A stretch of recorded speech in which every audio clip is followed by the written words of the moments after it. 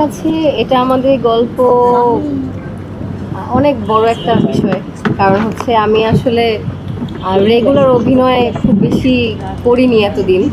And আমি তো প্রথম আমার সিনেমা ছিল, তারপরে আমি খুব কম কম কাজ করেছি এবং এটা আমার ফার্স্ট সিরিয়াল। রাজ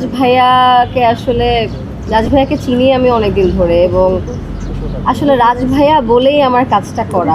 বাট এই কাজটা আমাকে যা দিয়েছে, একটা পরিবার দিয়েছে, অনেক অনেক জনপ্রিয়তা দিয়েছে, এবং সবাই যেভাবে বলছে আমারও সেমই। আমি যেখানেই যাচ্ছি সবাই আমাকে সায়রা সায়রা বলে ডাকে, দেশে বিদেশে, ইভেন এয়ারপোর্টে পিচ্ছি পিচ্ছি বাচ্চারা এসে বলে সায়রা আপু কেমন আছে। না, ওকে এখন ভাবি বানিয়ে দিচ্ছে সব। এখন সবাই সায়রা ভাবি ডাকে, মানে বিয়ে না করে ভাবি হয়ে গেছে। বাট জোকস অ্যাপার্ট, আমার কাছে আমার মনে হয় যে এটা আমাদের এই গল্প করতে গিয়ে আমার যে সায়রা চরিত্রটা আমি করেছি, আমার ক্যারেক্টার আমি আসলে একটা এক্সপ্লোর করতে চাচ্ছিলাম যে এই টাইপের ক্যারেক্টার কি আমি করতে পারি কি না। রাজ ভাই আমার উপর বিশ্বাস করেছেন, অনেক অনেক ধন্যবাদ আপনাকে। ভাইয়া সবসময় খুবই সাপোর্টিভ, অ্যান্ড ওই বিশ্বাসটা আসলে ভাইয়ার ব্যাপারে সবসময় ছিল যে উনি থাকলে আমার থেকে সে বেস্টটা বের করতে পারবে। ওই কমফোর্ট জোনটা বা ওই বিশ্বাসটা আমার ছিল। বাট এত যে সাড়া পাবে এটা আমি কখনো ইম্যাজিনও করিনি। অ্যান্ড আমার লাইফে এটা অনেক বড় একটা অভিজ্ঞতা হয়ে থাকবে। একটা সুন্দর পরিবার পেয়েছি, সবার সাথে বন্ডিং, মজা মাস্তি, প্লাস কাজটা সুন্দর, সব মিলে একটা মানে বেস্ট প্যাকেজ বলবো।